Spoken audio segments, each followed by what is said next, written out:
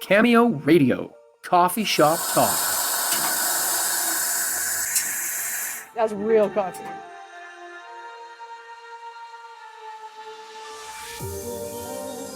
Welcome to another Cameo Radio episode. I'm here with Danny Honeywine. Hi. This is episode 17, The Battle Within the People.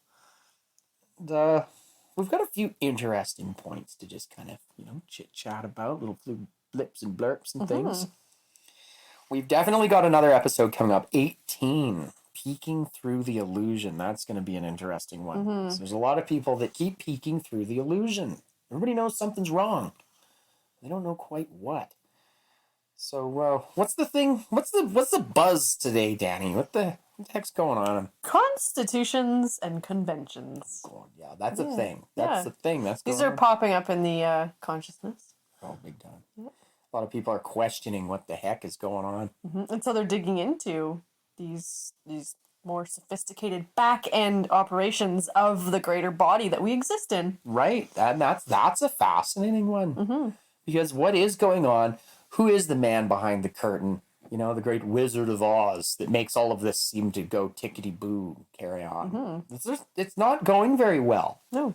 And I think, that's the peeking through the illusion. We're going to get into that a bit more in 18. I'm pretty stoked on that, so that's going to be fun. So we're going to keep it light here. And yeah, so constitutions and conventions, because there's, a lot of charter violations. People are talking about charter violations. What are our charter rights? All this sort of stuff. And for a lot of people, they're like, it doesn't change the price of rice. But really, the back end of our society is the government, the executive branches, all that sort of stuff. And it does affect the price of rice. It really does impact our dinner tables. But it's confusing, maybe. I don't know. It's fun. There's this other thing percolating, the province, right? So what we're the current iteration, we're in this province. We have these provinces within this larger federated body versus this idea of republics popping up. Oh, yeah. This has been popping up. And what is the republic? That's the idea of the United States. It was a Republican venture. Right. Republics. It was supposed to be a constitutional republic. Not a bad model, especially when you look at things like charter violations, and the charter's tied right into the Constitution of Canada. So we have these sort of these awarenesses that are popping up, charters, conventions, republics, and different organizations attempting reformation. Right. And they're looking to what's worked previously. Can we use that to correct what's happening now? And so I think what we're addressing today is to take the tool and use the tool, but with a new awareness. Because if something is failed or died, right? If our institutions are failing and dying, what happens if it's still trying to move forward? Is it a zombie? Is it an evolution? Good question. That's it's still trying to move forward, but it's dead. That sounds kind of spooky, but sometimes there's a misinterpretation that happens, and it's just not what we thought, right? And that's one thing, like I was saying to you the other day, often what we don't yet know is more important than what we do know. But people really love to hold on to their ideas. They get an identity from it. They get a sense of security from it. It's comforting to have some grasp on our reality. Yeah, and there's a logos from the Logos, the Ouroboros, with the snake eating its tail. Yeah. And so that could be part of it, right? Is if we're not doing something with a new awareness, that's what we have. We have the Ouroboros. It's the serpent eating its tail, consuming itself. And you can just see that happening. That is so clear. That is what is happening. Yeah, and if anybody can't see that, they're not peeking through the illusion. They're like, is that some kind of willful ignorance if we can't see that there's corruption in law enforcement, that the education system is dumbing down the population, that the healthcare system is creating unhealthy conditions? That's that. Yeah. Quick micro episode of that. That's that. So it's still trying to move forward. We were talking about the Pluto return earlier. So the Pluto return is an astrological event that marked the formation of the United States of America. Yeah, so basically Pluto has returned to the original spot in in terms of placement relative to the Earth as when the United States was formed. Right. And Pluto typically represents birth and death. Yes, and the underworld. And the underworld in an and the astrological darkness. sense. Yeah. But to take the woo out of it. Take the woo just to out take of the it. woo Don't out make of it a mystery. right? What does this mean? What does it mean? Yeah. It means we've returned, right? The Earth has returned to this certain place in time where this really big thing happened. Like spatial coordinates. Spatial coordinates. Right. The alignment of the astrology. Yeah, literally space-time. Yeah. Even though we're not in the same spot in the galaxy, our positioning has gone back to that alignment. Relative to this one other planetary body. Right. That's come around full circle. However, now if we are to go back to, we need to rebuild republics. We need to do that model. We won't be able to, and it won't look the same. And if we think it's going to, we're going to get trapped. Right. Because we're not in the same location. We're somewhere else. It's just relative to where we are now. Right. Pluto has come back full circle. So we can use an old tool. We can use a 1920s hammer that probably has a better hardwood handle and a nice, handmade pinned actual head on it. But we're not going to build a 1920s piece of infrastructure. We're going to use the technology of today, but a hammer's a hammer. Exactly. And a so pen's a pen. So here's my question for you. What was the tool that was used in the establishment of the United States in that forward progression of our evolution? What was the tool? Oh, well, there's a lot of tools. The first one that pops to mind for me is signature. Exactly. Signature meant a lot. Yeah. What was a signature? What was a sign? What is a seal? What does it represent, right? Because it means something to your John Hancock to put to your letters and make patent. These are letters patent. Yes. Yes. Like my will and testament. And what were the founding fathers of the U.S. doing with the signature? They were establishing something new. Right. Well, and they weren't just creating, they were establishing it, like we've talked about in previous episodes. It was already happening. It was already happening. Yeah. But it had never been done like that before. No. And they established it using new means. And that technology is the technique of mind. Oh my, I quite like it. So we talked a little bit about the spatial position, the geometry, the astrology, right? Get that woo out. Take the woo out, and we can tie that in with the other major like spatial alignment that we reached that went back to, we've talked about this, back to the 1500s. Yeah, with in the the Catholic Reformation Church with the Reformation. Right. So because that's aligning again. Exactly. Well, it did. Oh, it did. And that was in 2020. So you take these two really large positionings and then they start to overlap. So first we saw that popping through to the surface. Now we're seeing this U.S. quote return February 2nd, 2022. Right. 2/2/2022. Yeah. Like, It's all be any twos more obvious on our calendar. Yeah, it's all twos. It's all right there for those with eyes to see and ears to hear. and ears to hear. Oh wow, yeah. And there's so much more in it too. And like what happened back in 2020 and 2021 and 2022 with COVID. And I heard the COVID being an acronym for the confirmation of vaccine ID. Test. And it was a test. Yep. And it was Agenda 2021, which seemed successful. And now they've moved on to Agenda 2030. It's not that it didn't happen or it got bumped. It was initiated. Yeah. It's an initiation process. Yeah. Yeah. And so like it's magic. Magic.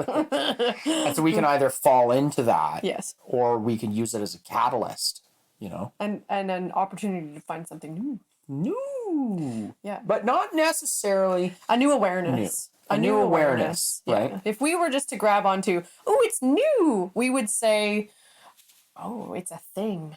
It's a new my car. Phone. Oh, it's new my paint. shoes. New shoes. It's this new politician. Oh, and that's something that gets into peeking through the illusion. That episode 18 we're getting into, because that turns into almost this social gridlock where people want the new thing, and it actually helps them fit in, and that keeps them locked in. The people who are wayseers and charting new paths forward are often outcast from their social groups. They're they're on their own. It's a very lonely journey. Yep. Join us on that next episode where we talk more about that. Right? And that ties into day too, because it's the battle within the people. Within the people. And that is such an internal battle of like, oh, what do I do? Are these people my friends?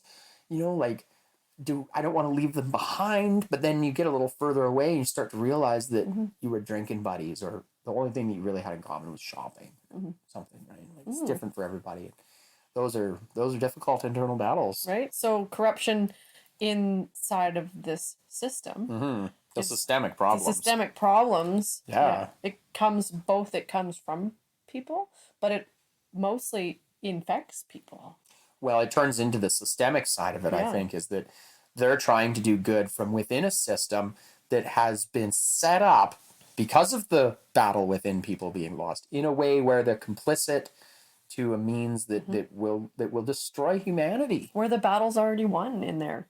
The battle's and already I've worked won. inside there. And there's no changing it. There's no battle. You mean inside of government? Inside of institutions. Pretty much, I think this is a broad statement, but I think it's mostly going to ring true for anybody who's worked in really large institutions. How you do good from inside. Once the institution is established, that's its constitution. That is the thing that grows the body of what it is. Of what it is. And that's more so what it is than the piece of paper. Yeah, and it becomes convention. So what's convention? Convention is what we do. Yes. It's conventional thinking. Conventional thinking. So that becomes that. So if you enter into one of those institutions, you become institutionalized. I've actually got a story of working with folks from inside of coming out of the prison system and them fitting into just not being able to fit into an unconventional model because they were institutionalized to the penal system. Oh yeah, absolutely. Military people are like, I need orders. They become so familiar with something that they can't get out of it. Yeah, and I think that speaks to the conditioning of people. And again, peeking through the veil helps when you're dealing with the battle within. Absolutely, and all of these are the battle within people. Yeah. Absolutely. So inside those institutions is not where the battle is happening. The battle is inside people. Right. So the systemic problems, the corruption in the system itself that people see, and they start to get this little inkling of what's wrong. They start peeking through the veil. More? Yeah, is there more? And the answer is yes. And we're going to do a whole other episode on that. But it's inside the people. That's where the corruption happens, because the battle is won or the battle is lost. Depends on which side, are we talking about, somebody's darker thoughts, they're darklings, as I like to call them, and they seem to creep in. And all of the delirious things, you don't have like really positive thoughts creeping into your mind. No, it's not part of the battle within. It's not like, oh man, I want to buy my friend a gift and give somebody a hug. Oh, it's like the negative thoughts creep in. The darkness, The darkness creeps in, and it says, maybe I am at risk. Maybe I do need to cut my neighbor's throat to survive. And it turns into a cutthroat society and a survival of the fittest, and every man's for himself, and that is a lie. And we're seeing that pop up in the awareness too. Yeah. After what has happened. And when people do that because they think they have to, they actually, like you said, they're infected by it, and they go around and they start hurting other people because they think that's going to get them ahead. When somebody starts to succeed, they tear them down because that makes them feel like maybe they'll get ahead. And it turns into what was that old show? Survivor Island, where they'd vote the strongest contestant off? Whoa, like what a thing that is. Which was a fascinating show, because the other show that came out around the same time as Survivor was The Island, where everybody was meant to work together and show how much they could accomplish when they worked together. And which show got cut? Yeah. Not Survivor. Not Survivor. Survivor went on and infected that mind virus of that ideology, infected an entire generation of people that watched it. And so I think one of the things that is really important to link up to that, because we want to take the woo out of the astrology and this sort of stuff and Pluto. A lot of people roll their eyes. Hopefully they're still listening. But we are in a new spatial coordinate. We aren't in the same spot in the galaxy anymore. We are, it's lined up, the astrology's lined up again, but we're not in the same spot. And there's a lot of science to show that that actually matters. That does matter. does make a difference. Yep. And so using the same thinking that got us into a problem to try to get out of it won't work. And the old techniques don't work. And our species evolves and our spatial coordinates evolve, and it's all interlinked. And anybody that says everything in the universe isn't interlinked probably needs to check what they're saying, because everything is connected. Mm-hmm. There's no insular system. No, there's no argument against that at this point. And if somebody's putting forth that argument, they're We have absurd. to be in a bubble. They're A absurd. bubble will protect us. No, bubble going to pop one day and things change at that point. And I think that's what we're seeing. A lot, yeah. And when that happens, it does turn into the battle inside of people. Mhm. I have to hold on to my ways. And oh, wow. Mhm. Wow. And like, so what does it lead to, right? Mhm. Circumvented constitutions and charters. And there was a really incredible article that you pointed out to me Oh, right. that outlined from the Justice Center for Canada. Yeah. And they looked at the provinces and they ranked them from worst to least worst. From worst to least worst. So, like, even our own, quote, watchdog over the Constitution and the Charter being part of the Constitution, Right. our own watchdog ranked the provinces. They're all guilty. From worst to least worst. Yes. It wasn't like best to What was like it? Saskatchewan least. was the least worst. Saskatchewan was the least worst They're in all terms still of how guilty. they are how they've dealt with and like adhered to their The Canadian Charter of Rights and which Freedoms. for me, because I've done this in my life, if I Mm-hmm. go, I want to go in there and make change and make it better, it won't work because that's an institution. Right. And at the heart of every institution is self-preservation. Exactly. So it's going to do that. So for me, I look at it and go, okay, fact, our own watchdog has told us that it's worst to least worst. There's Right. nowhere that's performing on any sort of a scale that could be considered not the worst. Not the worst. So it's They're done. all guilty. They're all guilty and it's done. It's So done. there's nothing That's done. left there for us to hang on to. And if you want to hang on to that, that is where the battle of principalities will come in and you will learn those lessons.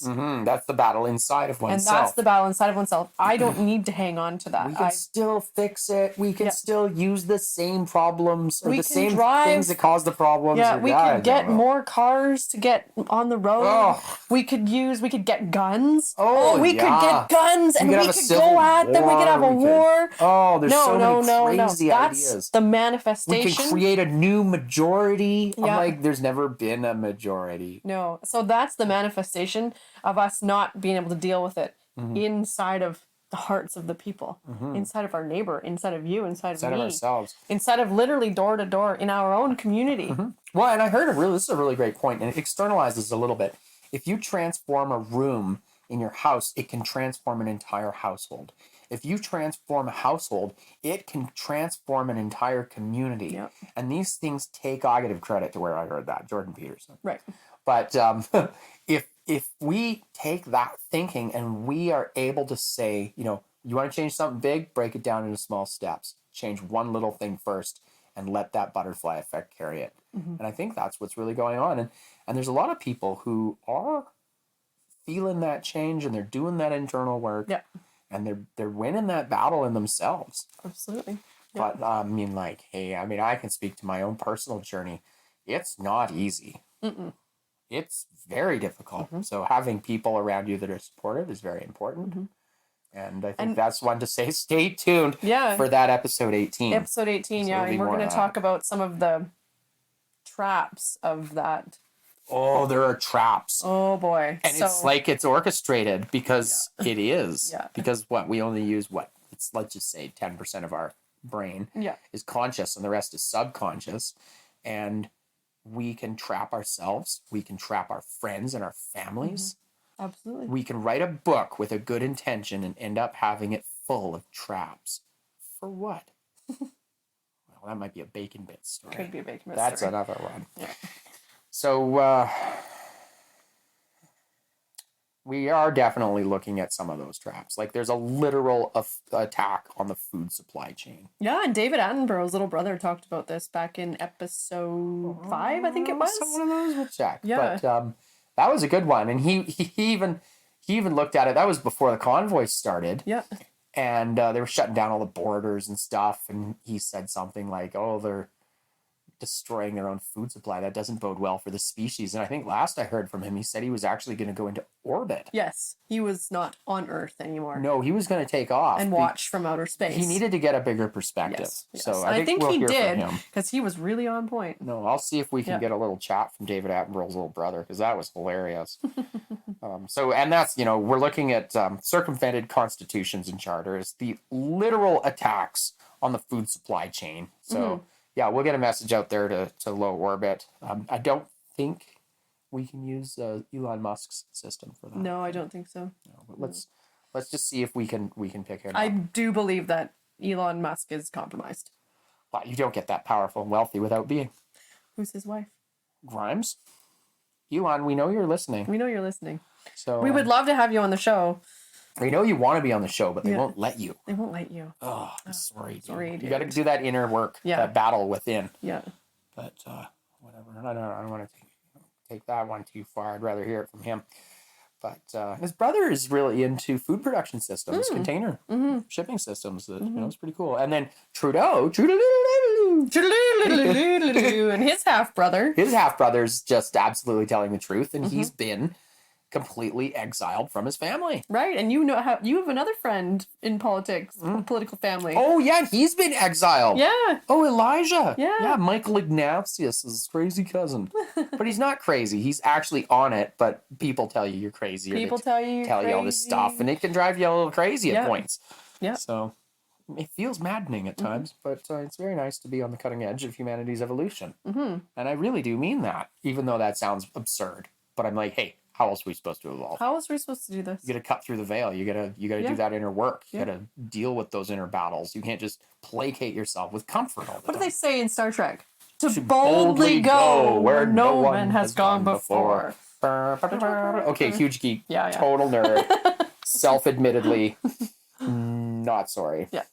Well, I think that's probably pretty good. Let's see. We'll get a little bit here at the end from David Attenborough's little brother in orbit. I think that's probably going to be, I sent a message, but it takes a little bit for him to get back. Absolutely. He's busy. He's a busy guy. He is. He's very busy. He's probably processing some observations. Well, and I mean, his brother's he David just looked at Attenborough. zebras and stuff. I mean, his brother is David Attenborough, so he's, he's probably busy. Well, you think. I don't know. I like him. He's neat. I really liked his thing. So anyway, this has been another episode of Cameo Radio Coffee Shop Talk here with Danny Honeywine. And just want to give a big shout out to everybody. Thanks for listening. Special big shout out to Christine and Marty, who did their very own episode of Coffee Shop Talk at the Rusty Iron. They were inspired to do it too. Yeah. Oh, and that might be kind of a fun thing. One of the things we're working on with the reallifenetwork.com is creating it as a mirrorable system between communities. So if it's something like they went and kind of did their own little coffee shop talk episode, and that was fun. Exactly. And if other people want to have fun, we love to play. So exactly. Don't be a stranger. Yeah. Thanks for joining us. Thanks for coming, Danny. Yeah.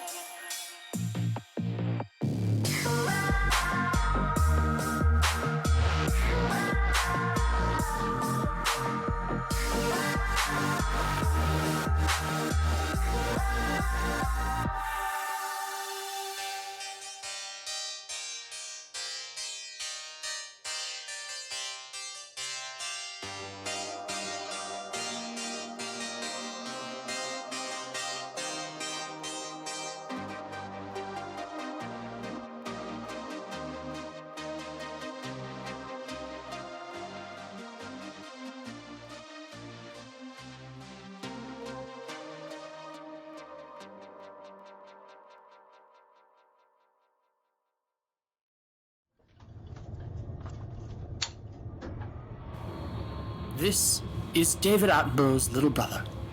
I have moved into low orbit around the Earth in order to gain a better perspective of the issues today.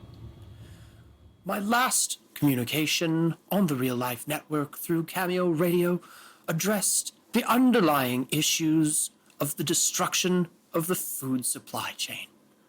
From up above, I have been able to watch As that continues, it does not bode well for the species, and I don't know if I will be coming back until after the Great Reformation. You see, all species around the world find themselves in a massive population over time. Invariably, these populations are met with mass die-offs. I wish you all the best, and I will continue to observe from low orbit. If indeed the satellite systems that abound the Earth continue to plug up this low orbit trajectory, I shall have to move into a higher orbit, when in fact I should like to come back down to the ground, to see my friends and family, who have pulled themselves together in a show of solidarity for themselves and their future generations. It is my belief that if people move their efforts away from a fight and into their hometowns and communities, that we will find local gardens and booming economies returning. It is very difficult to watch from up high and to know what is coming next, because, like a series of dominoes, it's only going to go to one spot, unless, of course, those dominoes are removed. Only one or two of the series must be met for the chain to be broken and the food chain restored. This is David Attenborough's little brother with an update from upon high. Thank you. Thank you very much.